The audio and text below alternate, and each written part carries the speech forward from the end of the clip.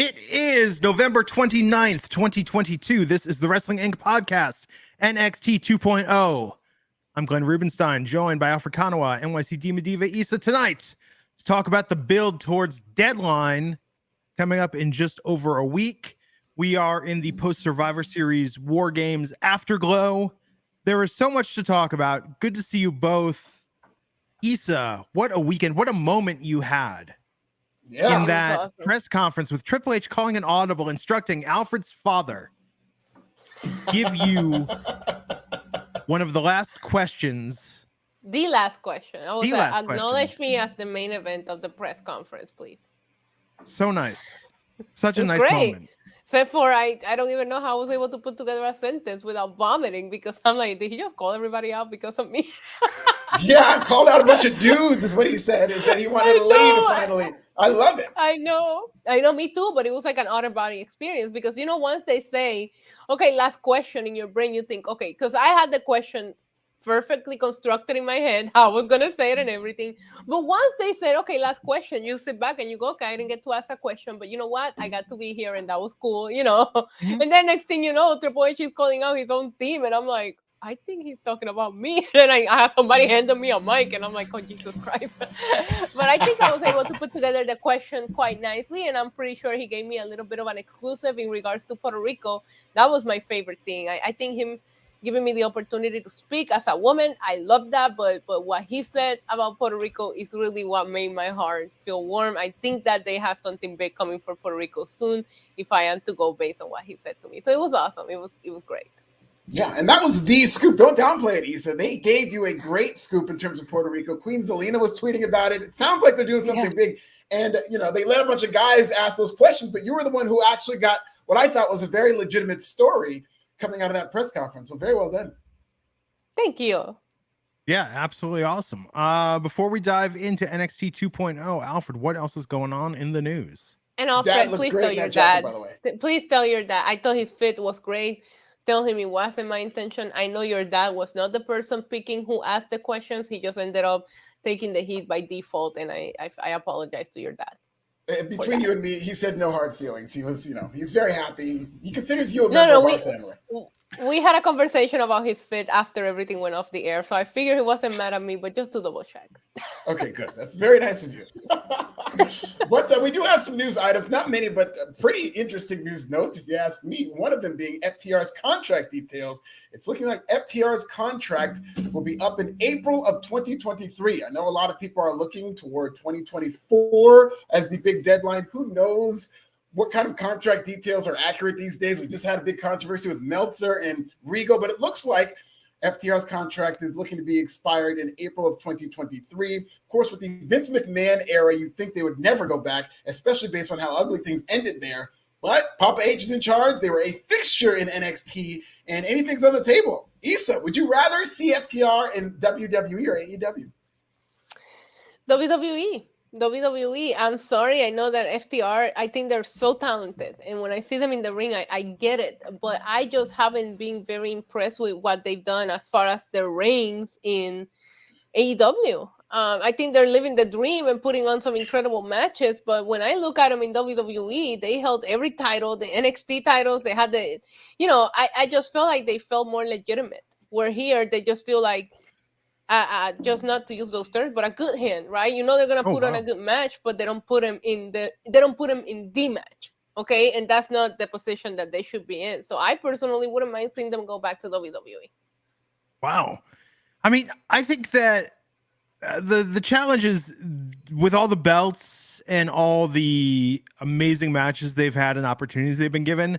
I feel like in AEW they will always be tag team champions, just a question of which titles they'll be carrying, you know. But in WWE, the ones that people carry in backpacks.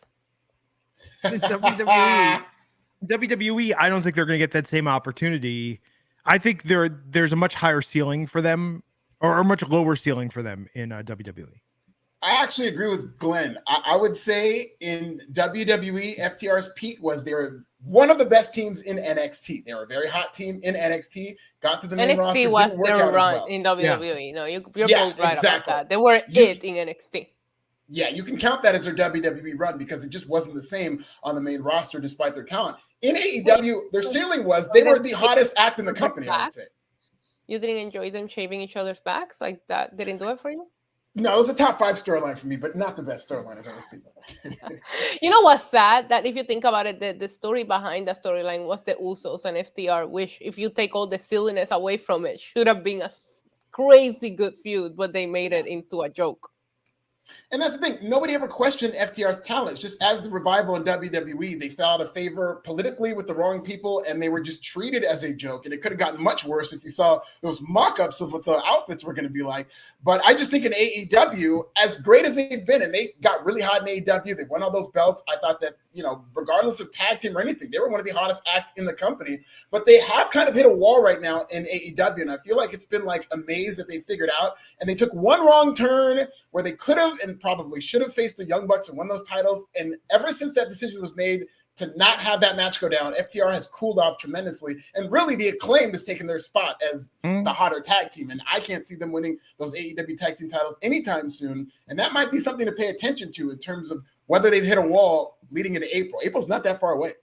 But we do have a Ring of Honor exclusive pay-per-view coming on, so I'm sure they'll be able to get a banger of a match on that pay-per-view, which we're not seeing them on the AEW pay-per-view. So at least there is that. I just feel like all of these belts just feel like consolation prizes, and I just want to see them win the belt that matters. I know that we have a million belts in AEW, but in my brain, the belt that still matters is the AEW Tag Team Championship. It'll be interesting to see what happens. But if they come back to WWE, they'll be Dash and Dawson again, and you can remember which is which because, as Raj Giri pointed out, Dash is dashingly handsome, and that's how you remember. Did Raj pause that, or did you just threw it out there? It was like, I'll co-sign that. I'll stand by that. No, but look, the FTR are like the Snoop Dogg of tag team wrestling. It's like, what Snoop got left to prove at this point? Why would Snoop go back to Death Row if Death Row existed? Like Snoop's Snoop's in the business of being Snoop. FTR is in the business of being FTR. I don't think they need to win a single other championship in their careers. Like they're just an amazing tag team, and I think AEW is something to prove. If you have nothing to prove, then go tag team with Darby Allin and wrestle Jeff Jarrett on the pay-per-view. Okay, well, there is always something to prove. That shot at Sting, and not a shot at Sting. I feel like Sting is at the age and the position. He has nothing to prove. FTR is still at their peak, and I know what you're saying, Glenn. Don't get me wrong, but I feel like if that's the attitude that they're taking, then that's why they're being booked this way. Yeah, I will say this: we've seen a lot of negotiation ploys to try to get AEW free agents over to WWE, and like how well Cody Rhodes is being booked. I know a lot of people are fantasy booking that Sami Zayn and Kevin Owens are going to win those undisputed tag team titles, and I expect them to win that at WrestleMania, and it's going to be a good moment. But I could also see WWE holding off on that and just kind of holding out hope that the Usos have this historic reign that just keeps going until maybe they sign a team that can beat them. And I think the longer the Usos hold on to those titles past April, the more appealing it's going to be to go to WWE and have that big win over the Usos. Because right now, beating Roman Reigns is like the big white whale win out there. And then beating the Usos for those tag team titles would be a big deal. You could make a tag team doing that. I think Sami Zayn this week has the best chance of becoming you agreed with me off the air, Issa. Sami Zayn has the best chance of becoming WWE champion that he's ever had right now. He loves to bring up these off the record conversations. What I said was, if I have to look at the stories that they have built as of right now, without counting people that are not in the roster, like an injured Cody Rhodes or whatever, I do think that Sami is the best story that they have told. And the one person that I will tell you right now makes sense. But I don't think it's going to be Sami. But if we're talking right now, no crazy comeback, no crazy new signing, I do think that Sami Zayn is the. When I was at that arena on Saturday and the pop for two men just hugging it out, because I know that I'm biased. I'm loving this Bloodline storyline, but to hear the reaction from everybody else, that's when you go like, oh, this is really freaking working right now. It was awesome. Yeah. Alfred, to your video, he is the Steve Urkel of WWE, and it is the Sami Zayn show on SmackDown. It really is, and I could absolutely see him as a dark horse to win the Royal Rumble. That's one of the things I love about this Royal Rumble. The fact that we're this far out right now, and they're really peaking it slowly. They're not really giving too much away now.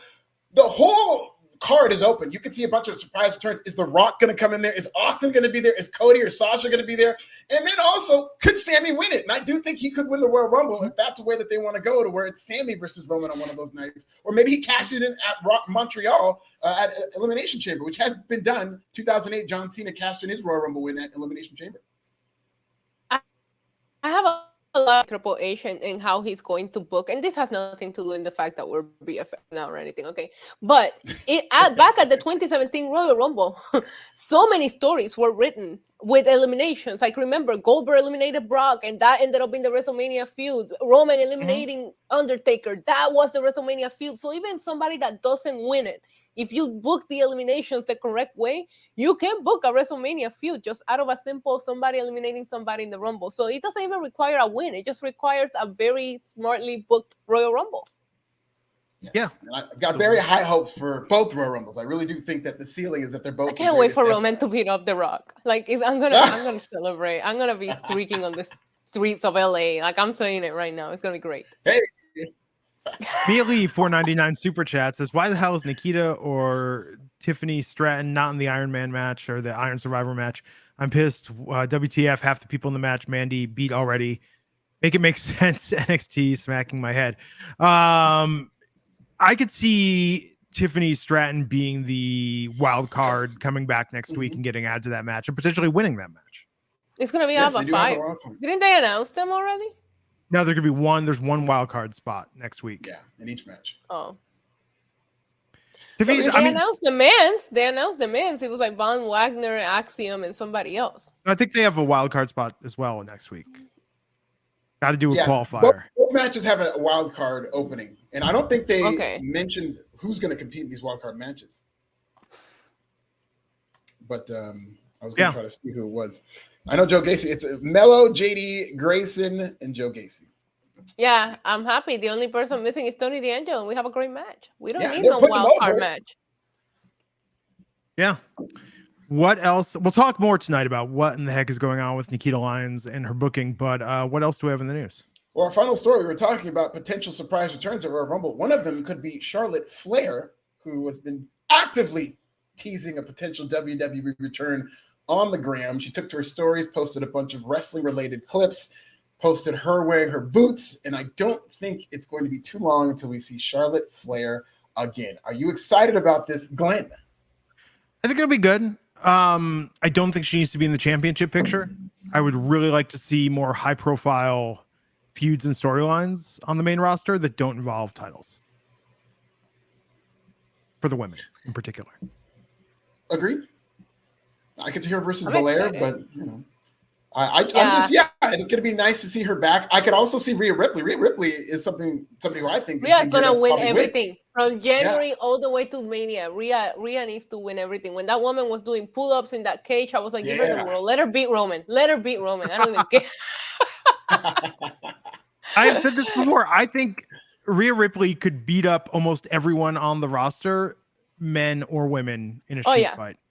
I want to see Rhea Ripley, because usually, even if it's a Chyna or a Nia Jax, when a woman enters the Royal Rumble, it's like a novelty thing that they'll do for like a couple of spots and have her. I want to see her go to that men's Royal Rumble and like threaten to win it and like get Final Four, Final Three.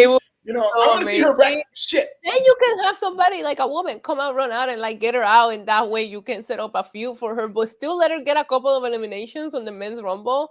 It will be incredible. I'm very excited for Charlotte to come back. I've actually missed her, but if you catch the press conference when they asked Bianca, who would you like to face at WrestleMania, she mentioned Charlotte because that is the one that she hasn't beaten, and her goal has always been to beat the 4 horsewomen. So, you know, she might be into that storyline whether we like it or not. I don't know that this run with Ronda is working right now, so I can also see them plugging it right into that storyline. We'll see, but Charlotte does have that it factor and a presence and a big fan base. So it's going to be great to see her come back. Yeah, Ronda's taking a lot of heat. And the thing with Ronda is you really need to give her the right storylines, the right opponents. They gave her nothing with Sasha. It wasn't a great match, I'll give you that. But what was the story there? There really was a story to be told about Shotzi Blackheart being this journey woman who's been competing and wanting to be a wrestler forever, and then Ronda walking in. You could have told that David versus Goliath story. They punted. But I think Ronda Rousey and Rhea Ripley would be fire. I think that is the story that you can tell, and it would also be a great match. I was talking about this earlier on my watch along, Alfred. I'm glad that you think that way, because I was saying you can't compare Ronda's first run to this run where she was wrestling Asuka, Sasha Banks, Charlotte Flair. Like, she was wrestling people on a storyline with Becky Lynch. Like, she was wrestling people that could carry a promo, that could carry a match, that could carry this. And you put her with Liv Morgan on an Extreme Rules match, that's not gonna work out. You put her with Shotzi in this weird 1 week build. And I did say when you were in one of the podcasts that you weren't here that I felt like Shotzi wasn't even a thing, and this was just a matter of telling the story of Ronda and Shayna coming together, anything to do with it. Ronda hasn't had feud, and she had plenty of them on her first run. I feel like you can't even compare these runs.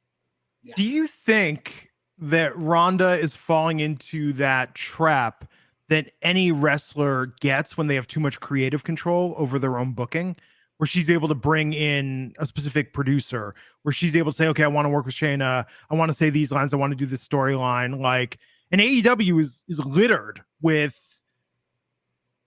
mid content when a wrestler has too much control over their own destiny. I think in WWE, the benefit is if you're paired with a good producer and a good writer, that results in a great storyline. And I think that maybe, she's there to play the game, but at the same time, she might have too much power and isn't being conformed enough to overall creative decisions. It could ultimately, I think, benefit her more by putting her in better storylines. Possibly. I just don't see much of any creative with Ronda Rousey. Like, it that's doesn't part seem of it like too. Anything's happening, That's part of it too. You have people like Enzo who are like, I've got this all written. Don't tell me what to say. I'm going to go out there and do my thing. And it's brilliant. And then you have some people that are like, I'm going to do my thing and it's going to be brilliant. And it's like, doing your thing's okay. But, it depends on what you put her in, because I thought those promos and that storyline were, I know it sounds random, but her and Adam Pearce going back and forth on the mic was actually quite entertaining. So it's like, good. What kind of material are you giving her? Are we making her work with people that are, I will tell you, when they announced that women's six-pack, Shotzi was my last choice out of the people that were in that match. I was very shocked that she won, and I automatically felt like this feud is not gonna be what we meant to be. So what I'm really saying, reading between the lines, is WWE should hire you gotta build Shotzi. Well, and they should hire Enzo to come in and write for Ronda and produce her storylines. Oh, I love that. Ronda Rousey doing the certified G entrance. Not that, but some other stuff. Ronda will not be able to pull that off. Imagine Ronda Rousey trying to slang talk. Oh my God, then it will really trend worldwide. Okay. What's up, y'all? I love it. Yeah. I love it. Yeet, my dog.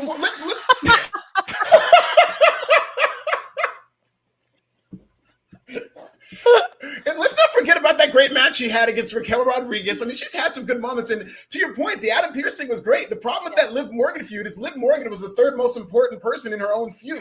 They really were building up Ronda Rousey versus Adam Pearce. And had they had that match, I'm not even messing around. Adam Pearce, people forget, that guy can work. He's a career great hand. He had a career in ROH, and he's very knowledgeable. And if they would have built up a Ronda Rousey versus Adam Pearce match, the way people were really getting behind both of those, I think it would have been a good match, and I think people would have been into it. Yeah. I mean, we'll see, but they got to do something. She's a massive star in the world of combat sports, but in WWE, I mean, I'm trying to think of any storyline she's had after that tag match at Mania with the mixed tag against Triple H and Stephanie. Try to think of any storyline she's had that's ever been an A level one. The triple threat at Mania with Charlotte and Becky was good. Yeah, that was good. But backstage, she took a knee to the face from Charlotte Flair. That clip lives in my head. That was good. Okay, so her two Mania matches are her two A-level storylines.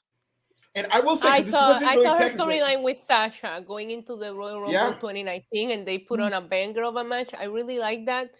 I'm just saying. Her match at Survivor Series against Charlotte Flair, when Charlotte snapped and beat the crap out of her. I love the storytelling there. There's been more. Just say that you hate her, Glenn. Bella was very good as well. Just say that you hate her, Glenn. Just say that you hate her. You're right. That whole feud with Nikki Bella was actually good. Okay, so I'm saying since her return, let me caveat, since her return. Now you're changing gears, right? Now you're taking the exit real quick. I have stand Ronda Rousey's acting ability. She made me believe she was in love with Turtle in the Entourage movie. I know Ronda Rousey can act if given the right material, like what the writers from Entourage can put pen to paper. I'm just saying in recent, but that's part of it in wrestling. I mean, God, here's something but it's kind of true. Like, you're only as good as your last feud. You're only as good as your last storyline. If we're talking about all these amazing stories you had that are 3 years ago, like, that actually tells you more about how your career is going now if we're longing for what you were doing then.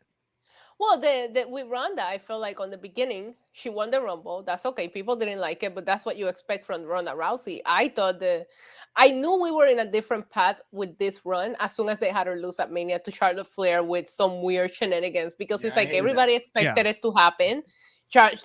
Ronda was supposed to beat Charlotte, and I get they did it for the shock factor because she ended up beating Charlotte right after. So what was the point? But that right there is when I was like, are they trying to humanize her? Are they, what are they trying to do with her? Ronda's supposed to be the Brock Lesnar of the women's division. And that's part of it. That's not how they're booking her. That's not how they're. And it worked early on, but since she's returned, I just don't feel like it's been clicking. And Alfred, to your point, like the Liv Morgan feud, it's weird, the idea that Ronda's even in a feud, and the idea of, is Ronda going to win? I mean, I think everything she did for the longest time was a preconceived notion Ronda was going to win. So when she didn't win, it was a huge surprise. But it's like, like they had to have her slip on a banana peel for Liv to beat her twice. But that's the thing; they never gave these victories clean victories. Except for Liv cashing in, and Ronda was injured because of her match with Natalia. If you would have let Liv beat her clean and move on and not continue to feud with her, then that would have made something for Liv. But you were afraid to give Liv that moment. You were afraid to make Ronda look weak, and we end up here in this really crappy run that she's having. And I still think we can save it. I think her working with Shayna is gonna be awesome, but you gotta start booking her like a monster, and they're not doing that. So it's like, what am I supposed to believe? She's like a badass, or is she not? Like, I don't know what she is. And I'm not buying into those hashtags that are like fire Ronda Rousey. I'm saying reboot Ronda Rousey. We need to. Yeah. People were like, Ronda Rousey was trending worldwide. It wasn't trending worldwide. It was trending only in the wrestling bubble. Like, in your little world. Yes, I had to explain on my stream today, where I was like, the trending on the For You tab is not what's trending worldwide. Let me educate you, children. I was like, it was trending for all 500 of us in the IWC. I saw that. Ronda Rousey was trending worldwide, right next to Bobby Fish. She was also trending worldwide. Yeah. Well, Bobby Fish, don't even get me started on that. I saw that yesterday. I'm like, I'm just going back to Hive Social. I'm just gonna go. I was like, I'm done with Twitter. My favorite thing is like people are making videos about it, like it's trending worldwide, and I'm like, do people not understand how trending works? Like. And HPC, too sweet. I completely agree with that. Ronda versus Shayna. I think that could be the elixir. Oh my God, take my money. Long-term story. Swipe my card. Yeah. I'm ready. Yeah. I've been wanting that match for a while. Yeah, absolutely. It'd be great. And that's got a built-in storyline that'll be a fantastic match. But this thing with Shotzi, look, I'm a massive Shotzi stan, but I mean, we all knew. I mean, what were her odds? It was like zero chance. She had zero chance. It was 400 to 1 on the betting sites. Okay, but it's not her fault, Glenn. It's the booking and the story that they're telling. When I sit here and I talk this way, it's not because I don't like Shotzi. It's because this is the story that WWE is feeding me on a plate. That Shotzi had zero chance here. And if you watch the match, nobody cared about it because they were chanting, "We want Sasha." Yeah, I was there. The only spot that got the crowd to wake up a little bit was when they went into the crowd, like that quick spot there. They kind of got the crowd to go, oh, they got a tiny little holy shit chant going. But outside of that, that was and it's not the first time. The last PLE also, Ronda and Liv Morgan was my least favorite match on the pay-per-view. They're just not booking these feuds to matter. Steve Marcuccielli asking for this $4.99 super chat: Ronda versus Rhea or Rhea versus Bianca? Which do you pick? Rhea versus Bianca. I've been wanting that match since day one. I'm ready for it. That's tough. It's very close for me. I mean, I think both would be great.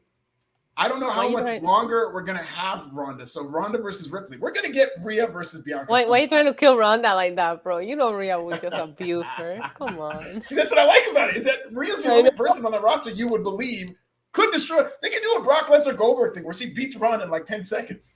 But that's the thing. When I think about an opponent for Rhea, that I will be like, I don't know if Rhea can make it here, it's Bianca. And that makes that much interesting. The only other person that I see in this roster that's as strong as Rhea is Bianca Belair. So I feel like you have both of these matches will be money, and I hope they book them. At this point, Rhea's so over. Anytime she has a face-off with anyone, the crowd goes crazy. I could bring my dog into the arena and she could stare at my dog and people will be like, yeah, book it. Like, it's crazy how over Rhea Ripley is right now. I love it. Between Rhea and Dominic, like, that's an over pair. Dominic, I gotta tell you, he won me over with the Thanksgiving dinner at Rey Mysterio. That's it. That's all it took. That's all it took for me. That was perfect. Oh no, I've been Dominic. Ever since he turned heel and started getting those reactions and really kind of leaning into it, I wasn't sure if he could play out the character, but he's been amazing as a heel. Oh my God! When he's like, "Why are you yelling? It's the holidays." I was like, "That's it. I love Dominic Mysterio. It's over." He's great. Yep. I guess we gotta talk about NXT, huh? Yeah, we don't have to go into too much detail. Like this was a kind of a SAWFT soft week, starting the build to deadline. Starting the build, 10 days away from deadline. Why don't we start and build it a little bit? We had Roxanne Perez versus Indy Hartwell. Alfred, what'd you think of this match? I mean, as an opener, okay, kind of mid, actually. Roxanne was good, and Indy Hartwell, it was weird because later on in the show, they kind of buried her. We'll get into that a little later, but it just kind of seems like Indy Hartwell is in a holding pattern, so I really don't know what to make of her, and I think that's affecting not only her crowd reactions, but the matches itself in terms of Indy Hartwell. But, I thought it was a fine match. I didn't have too many problems with it. Issa, what'd you think of that? And Roxanne Perez getting that win? I'm a little bit on the opposite side. I felt like this match put Indy in a holding pattern. I thought that before that she was doing great. We were seeing a more aggressive side of her. She was getting some wins. As soon as I saw her that it was gonna be Roxanne, I was like, I don't know how this is gonna go, because I was kind of rooting for Indy Hartwell here. I enjoyed the match for what it was. I thought a lot of the matches tonight in NXT felt like they went on a little too long.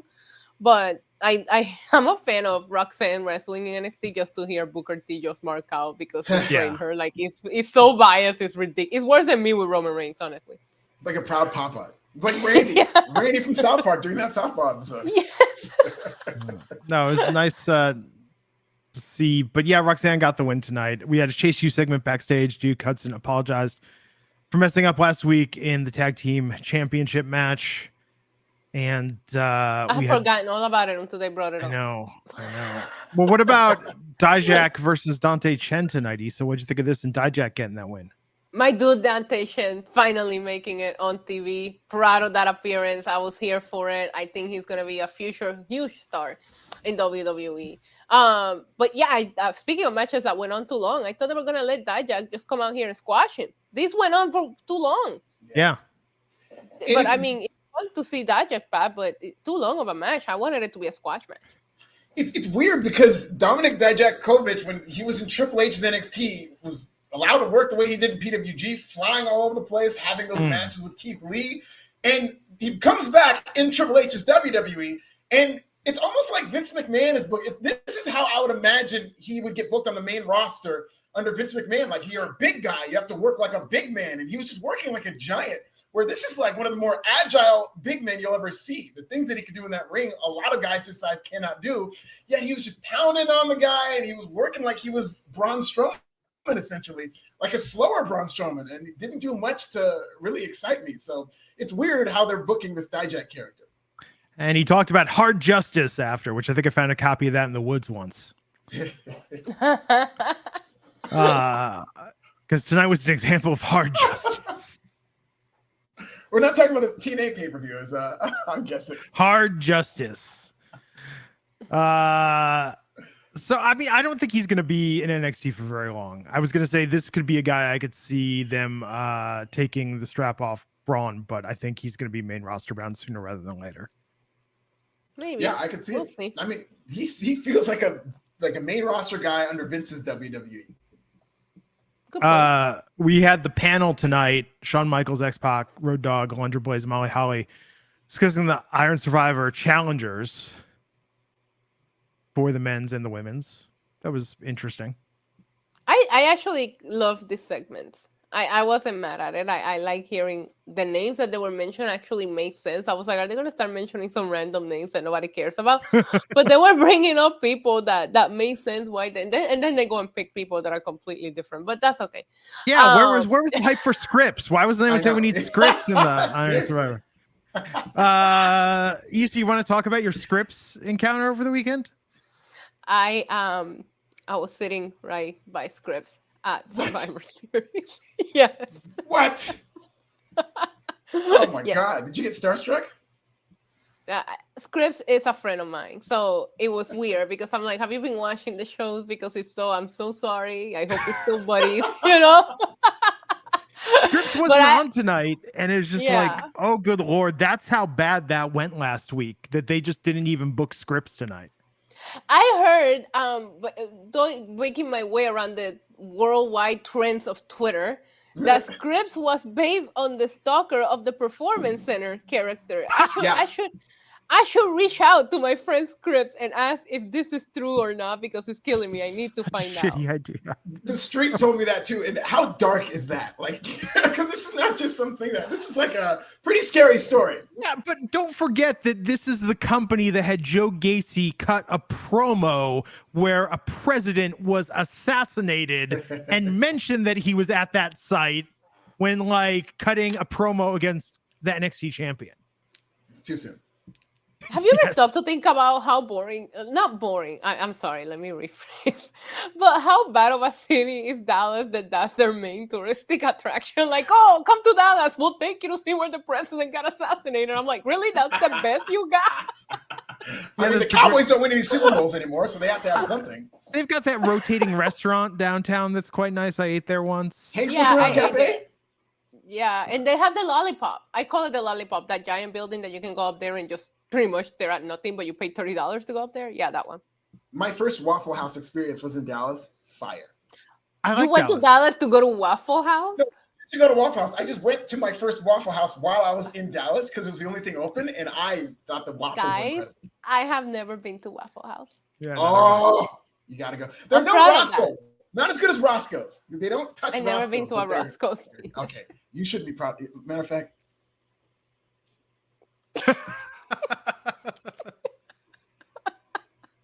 Isn't Roscoe's only in Southern California? never been to Roscoe's. Yes, it's a SoCal thing. It's delicious, and it should only be. But I used to spend a lot of time. Well, I used to spend a lot of time in the LA area, and they still didn't take me to Roscoe's. Should I yell at my friends over there? 100%. That's the first thing you should. Okay.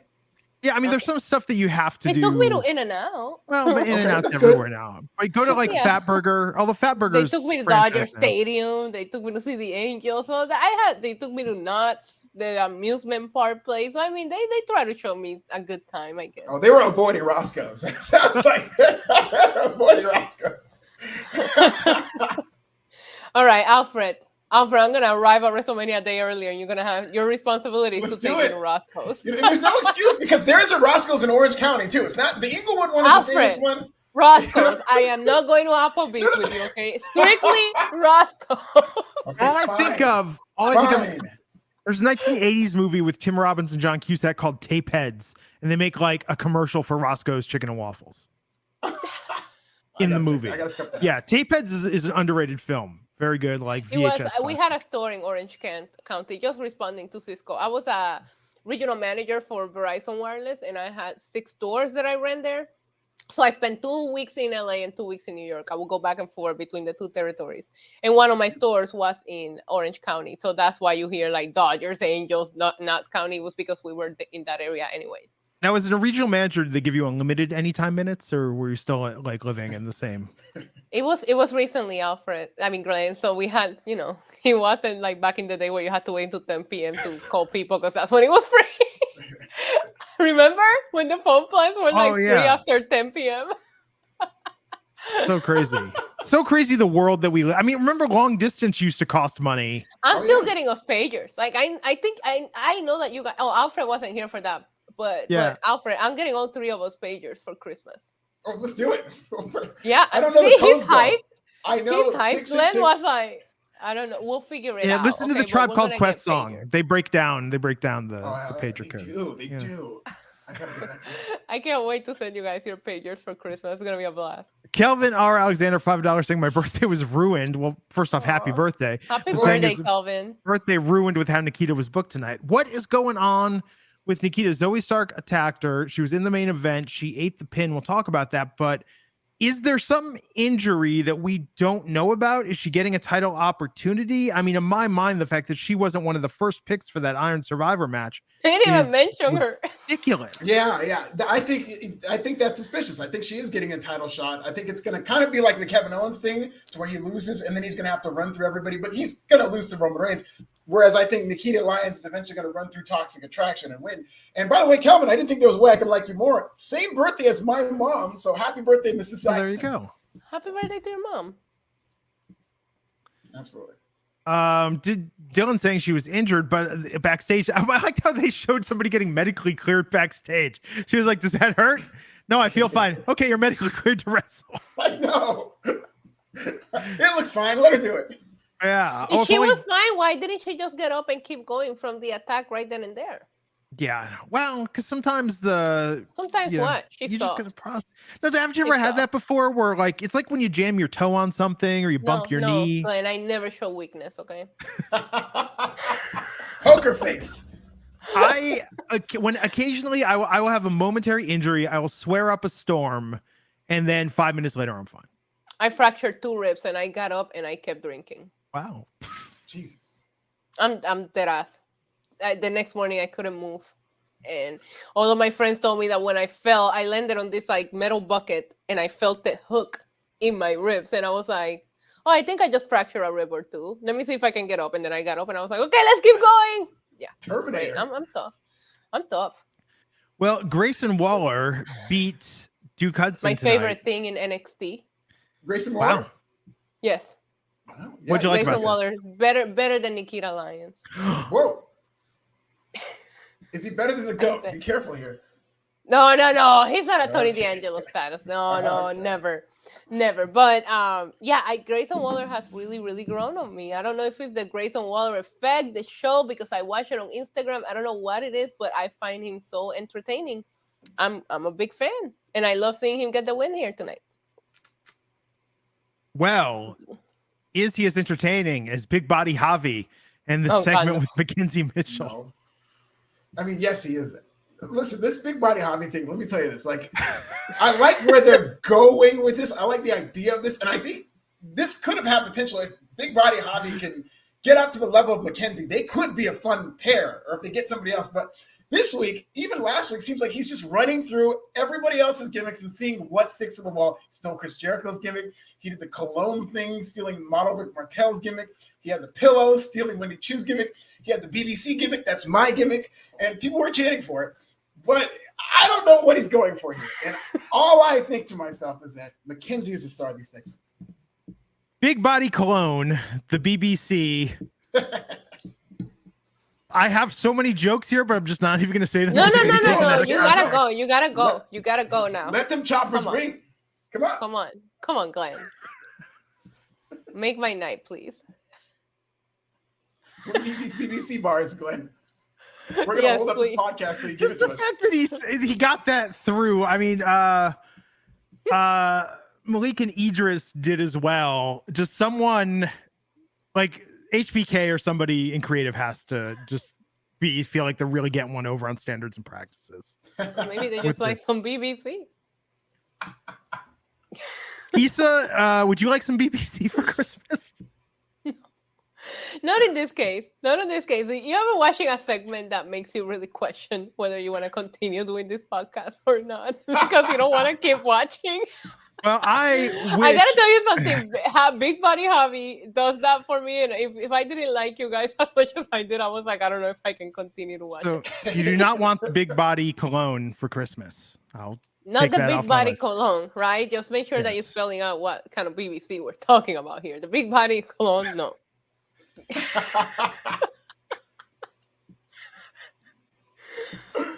Everybody loves BBC, by the way.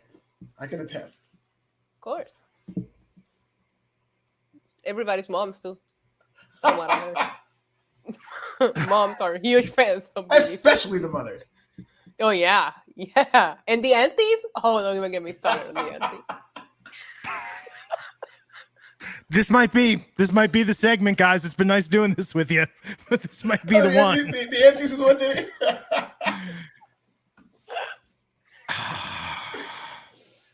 But Mackenzie Mitchell is the MVP of these. Mackenzie Mitchell has sounded so good.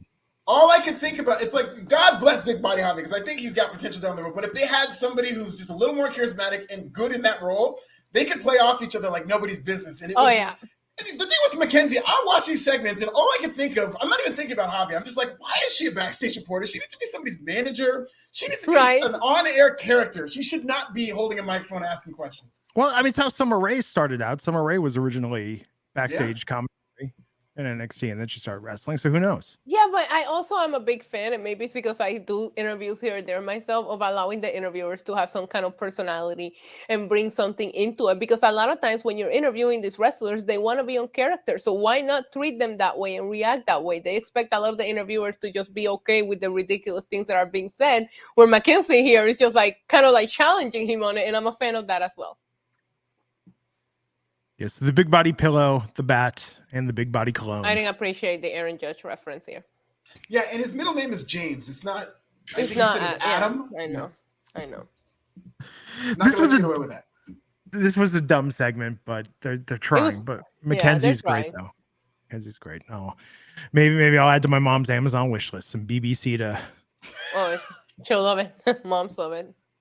Add it to the wish list and add my number as well. Not that, respectful. Alfred's got a case of big body cologne that he's invested in. Yeah, exactly. And he wants to spray it all over Southern California. Whoa, Glenn!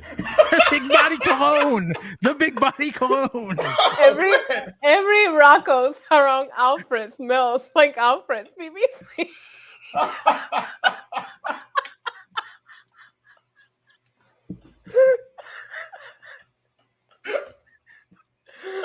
Oh my god. I just knew when this segment aired.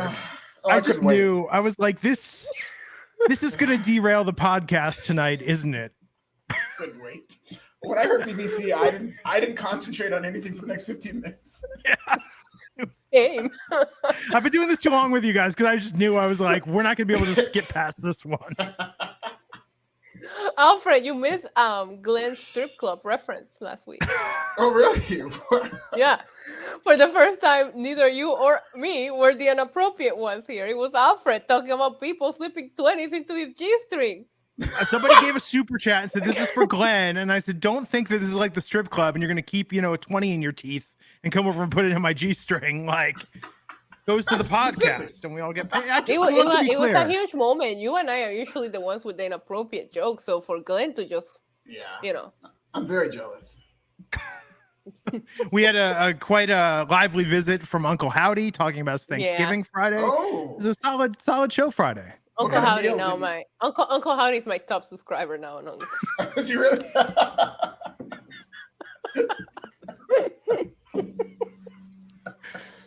What was next on NXT? What was next? Well, we got some super chats.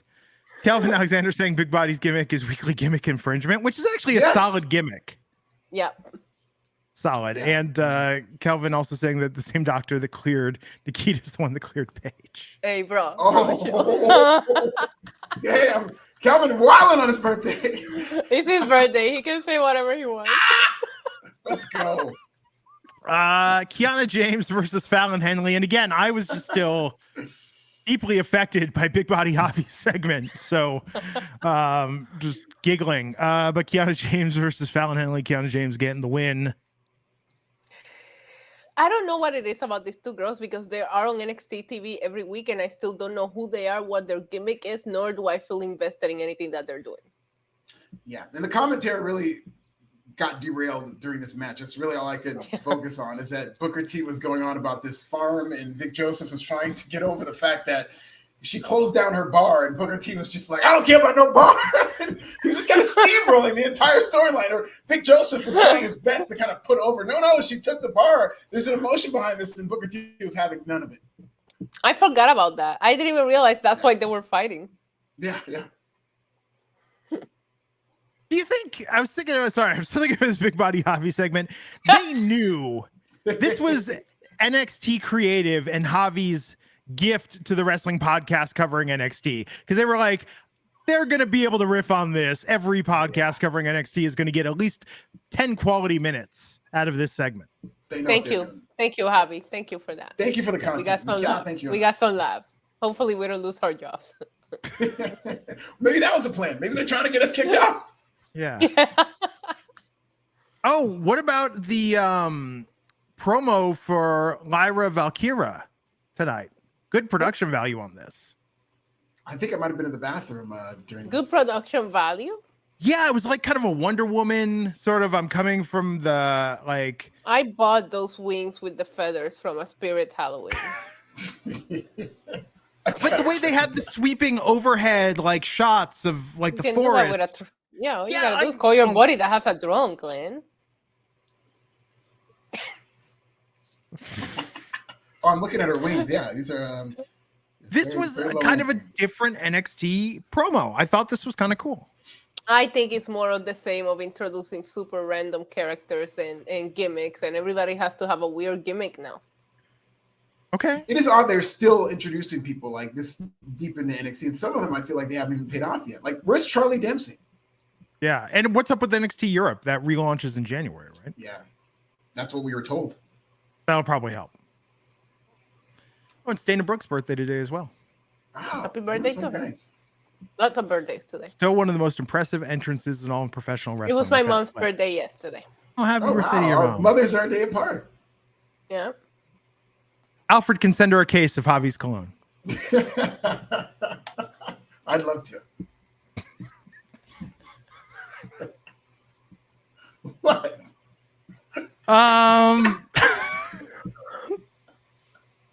So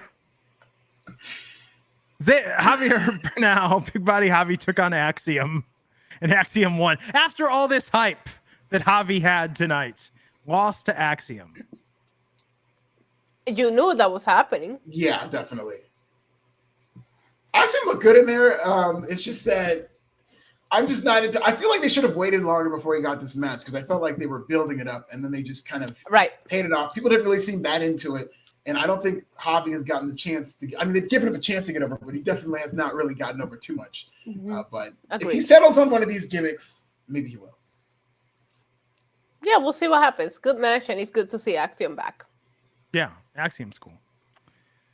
Pretty Deadly was backstage with Mackenzie. They're Yes, gonna be telling boy. a Christmas story next week. I can't That'll wait. be good. Can't wait.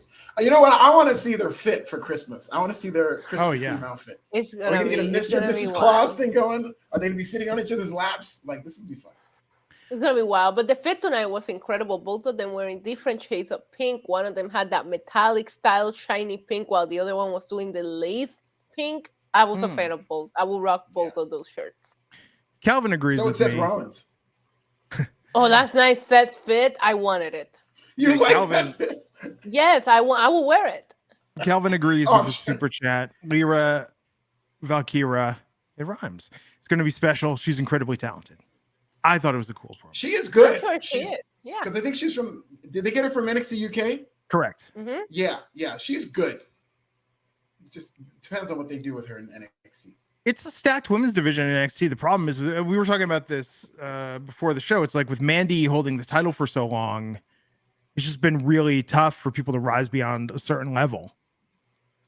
Right. Yeah, and I think we're finally going to come to an end with Mandy Rose's title reign, but that's true. She's now kind of having to repeat the people that she faces. Yeah. Apollo was in a diner journaling. I was talking This about is this weird. on.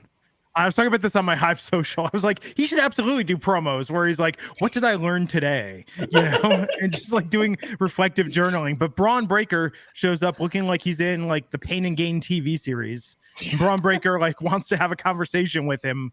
I mean, this was fine for what it was, but I don't know, Alfred. There What was do you a lot think? of sexual tension in this. segment. Yes, that's the 100% my takeaway. Thank you. This is not a feud. This was a date, and did not come off as two guys are going to fight each other. At best, it was like two friends who made a bet that something's going to happen, and at worst, it was like these two are in love and they're like on a Tinder date. Yes. Even down to the awkwardness, like there's an awkward tension between these two. There was like a they were nervous. moment Yes, and there was a moment where Apollo is like handing him like, "Oh, you're gonna need this," and just hands him the sugar for his coffee, and I'm like, "Are they cheating on each other?" It was He a little. took his book too. He took his little book like, "Oh, what you writing there, big boy?" Yeah, and he was like, when Bro sits down, he's like, "It's the breakfast of champions," and Bro is like, and I'm like, "What is happening? I shouldn't be watching this." Yeah.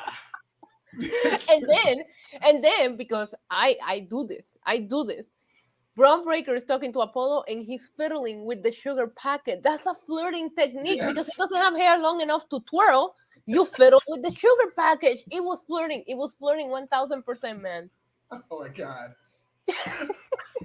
I'm so glad you picked up on that because this did not remotely seem like it was a feud. It didn't seem like there was any animosity, which is a problem with a world title feud. No, they love each other. There was a sexual tension for sure. It was palpable. Yes. Glenn, you didn't sense it? You didn't sense the sexual tension? I thought there was more of a friendly camaraderie, kind of like the original Top Gun, like between Iceman and Maverick. Friendly. They weren't shirtless playing beach volleyball or something all oiled up.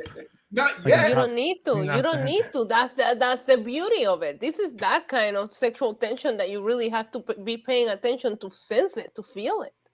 Wait a second. Now that I'm thinking about this, why isn't there a wrestling podcaster that's just made this their gimmick?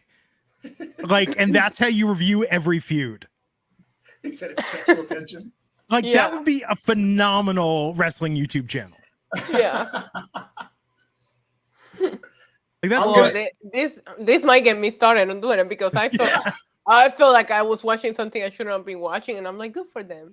All you need to do is dub over some romantic music and just kind of focus in on these reactions. Do it! Oh my God, I'm gonna overlay some freaking romantic jazz over it. Oh my God, it's gonna be beautiful. Braun Breaker fiddling with the little sugar packet, and he didn't touch his coffee, which triggered me tremendously. Well, part of it also is if you're filming something, it is like a long-held a secret amongst actors and performers. Don't eat, don't drink anything because you need to match the shots. So if you're eating in one shot, every take you have to be eating, and then a lot of times they have a spit bucket because you're just gonna get sick if you eat that much. So they were probably just like, we're just not gonna touch the food. Dear diary, I dreamed of Braun Breaker last night. In my dream, he was fishing on his boat. Shirtless. And he caught me. JD McDonough versus Julie. We like doing this podcast together. I want to remind everyone we like doing this podcast. Oh, we love it. Listen, I have no problem if that's the direction they're going. There's nothing wrong with this. It's just that, it's very unconventional for a world title. You know what's going to happen? They're just going to say we're bad influence on each other. And then it's going to be like Alfred, or it used to be me, you, and Jimmy Corderas. And you're just going to be making him blush all the time. What if Braun Breaker likes BBC as well? He's in the right view for it.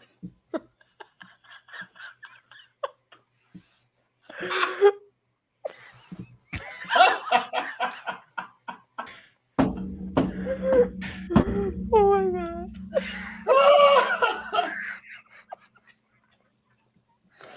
What's wrong with us? This is why when one of us asks for the day off, nobody argues. It's like it's better if all three of them are not there. We're less likely to get canceled that week. Yeah. That's why they did that segment with, I'm thinking about it more and they knew. They fucking knew. Yeah. JD McDonough versus Julius Creed. Julius Creed won versus disqualification because Sangha interfered. Yeah. Ivy Nile headed down to the ring to check on Julius after. This shit's been going on too long. Just everything with the Creed brothers is going on way too fucking long. Went on too long. Is Diamond Mine still a thing? Where's Roderick Strong? Barely. They're cubic zirconia mine at this point.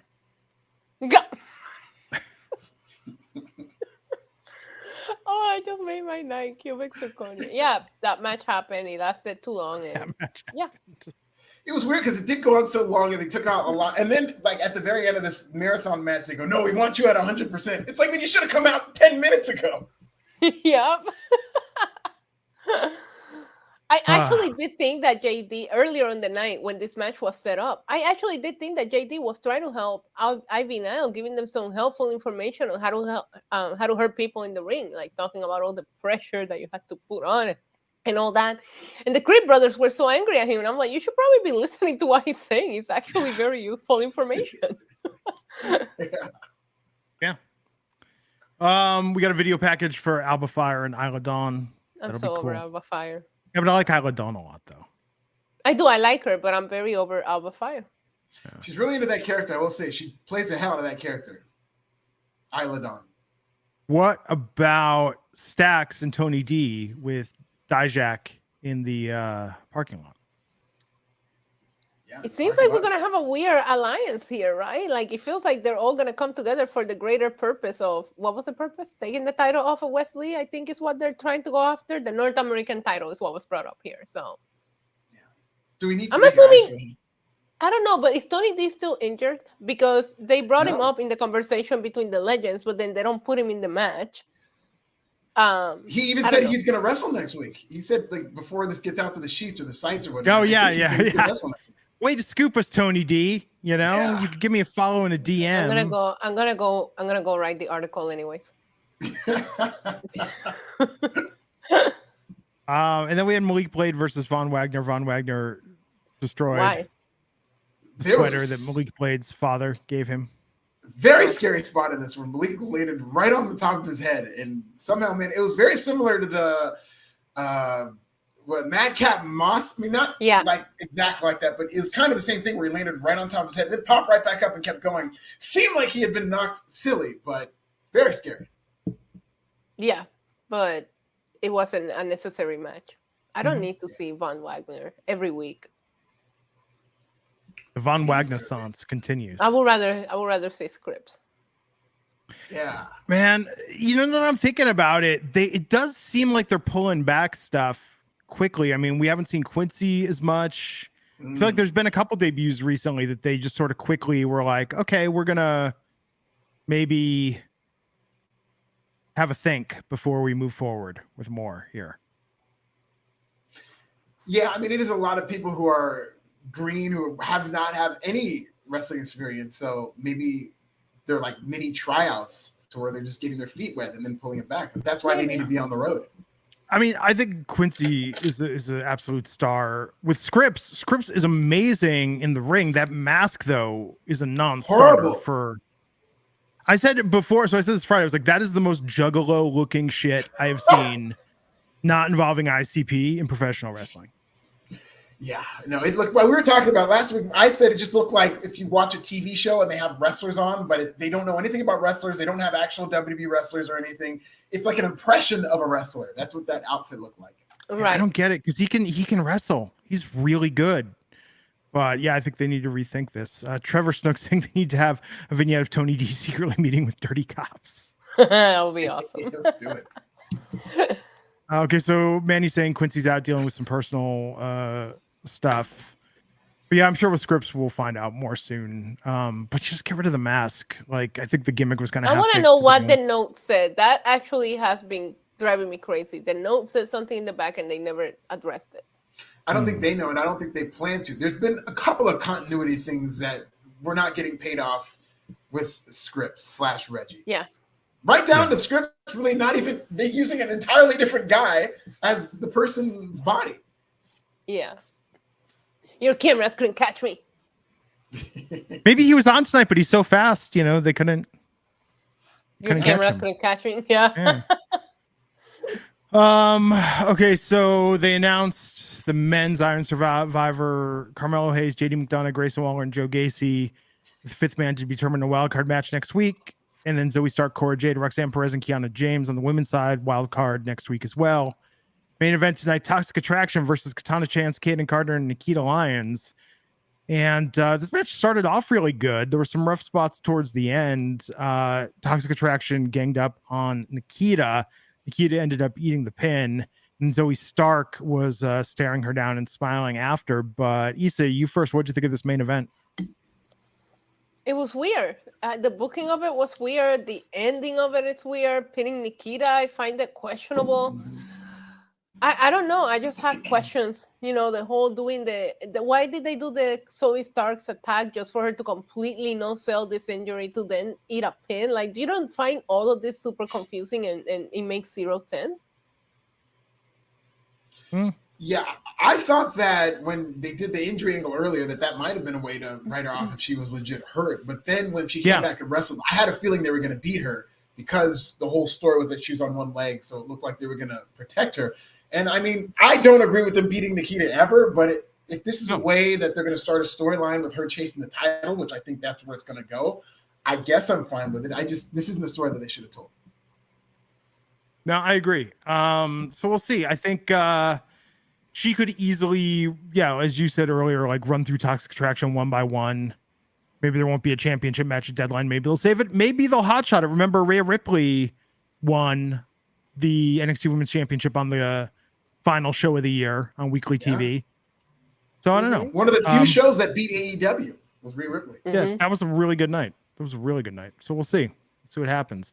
Steve Marcuccielli, $4.99, saying heel Alexa and Tiffany Stratton would be a nice pairing together. I mean, I think Tiffany Stratton, she could go right to the main roster. Maybe she doesn't even come back to NXT. I think she should come back to NXT because she is a revelation and kind of a phenom, but she definitely still needs some ring time and develop that character and, a title run maybe. But there's still stuff for her to do in NXT. Yeah. Crazy times right now, man. Yeah. Great roster, great women's roster, especially in NXT, but they're not booking these women the right way. It's very questionable, everything going on. And maybe you have a good point with the whole Mandy having such a tight grip on this title. It makes you not feel invested in some of these women or whatever, because I see the talent, but a lot of the storylines or a lot of their gimmicks and characters I'm just not into. Yeah, I mean, now they do have now credit to them. They've done what the main roster hasn't been able to do, which is have multiple women's feuds going on aside from the title week in and week out. And that's great, but we'll see. NXT still consistently, I mean, SmackDown's been really good lately, but NXT is still consistently a very solid show. And there are always high points, in it. I mean, sure, there's a lot of things where we're just like, oh, why in the hell did they do that? But that's professional wrestling for you. Yeah. Yeah, no, it's been good. It's been solid and sometimes really good, especially when they're toward the pay-per-views. Yeah. At one point during the backstage meeting with Shawn Michaels and the Legends, and they mentioned like, "Oh, I'm surprised Hunter hasn't called you for this person yet." For Zoe Stark, I appreciated them bringing that up, and Shawn Michaels mentioned something like, "Oh, I love and hate those phone calls at the same time." Like it was actually a nice, breaking of the fourth moment that I appreciated. Those segments were good. I was kind of nervous that they were going to make them super scripted and it was going to come off corny, but it really didn't seem like they just put a camera in there and told them to talk. Like they just seemed like they were shooting the shit. It felt very casual. Mm-hmm. Yeah. How thrilled is Road Dogg to have a job again in professional wrestling? Yeah, especially after he was denied by AEW. Came to his old buddies in WWE. I like Road Dogg. It's just funny to see him back. Very, very happy to be back. You kind of knew it was going to happen, especially when Triple H came back in power. That was one of the things. He's gonna bring in Bryan. Yeah, but it's crazy when you go back and watch these characters and what they were, and DX running around like maniacs to see what they're doing now. Like it's mind blowing to me. Yeah, that these two crazy dudes are running the freaking company. Yeah. So anything else before we wrap this up and take it home? Dream big. That's what Apollo Crews is going to write on his diary tonight. Dream big. You could be running around screaming "suck it" today and running the entire company tomorrow. He's going to write it. I bet you somewhere in that diary there are sketches and doodles of Braun Breaker with hearts around them. With hearts. AC hearts, BB.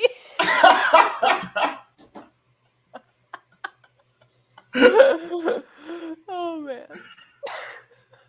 I can't listen. I honestly can't wait to see what they have next. I'm going to be watching this with a very keen eye to see how far. Valentine's Day is coming up too, so I don't think you understand how happy I was when you just said yes, because I was like, "Am I looking too much into this, or is there sexual tension here?" I felt, you really broke it down because that's probably what I was saying. Is playing around with the packets, all these little things that were happening. There was an awkward first date energy in the room, and that's what it was. Oh, big time! Like blind date too. This was Tinder match meeting for the first time. Yes. I'm here for it. Let's get it on. It's a beautiful story. Okay. Can't wait for them to go fishing together.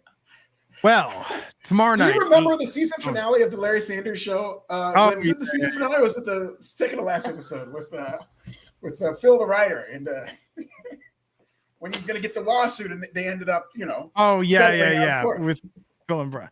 I was thinking about today. So I'm sitting there making a vegan roast tonight and some potatoes, and I just sat there and said to myself, I was like, that Glenn Rubenstein, he's a vegan meat and potatoes kind of guy. Hey Glenn, would you like to come over for some vegan meat and potatoes? I think of the Larry Sanders Show at least once a day. There was Me something too. I that I quote it think all about the that time. show. Yeah. Hank's birthday, one of the all-time greatest TV episodes ever. But Hank's Night in the Sun. Hank's Night in the Sun is probably that's number one for me.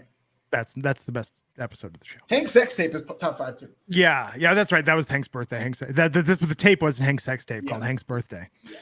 Yeah. Oh, such a good show. Okay, so follow us on Twitter. You see all our handlers below. Issa's NYC Demon Diva. That's Diva with a 1. Alfred said this is Nasty. I'm at Glenn Rubenstein. Follow me on Hive. I'm loving Hive as a Twitter alternative. I'm gonna convert you, Issa. I'm gonna get you over on Hive. The Wrestling Hive is a thing. It's small, but it's growing. Yeah, it's good. Like dig in Hive. Cool. Well, thank you everyone for tuning out. We'll be back on Friday, and we'll see you then on the Wrestling Inc. podcast.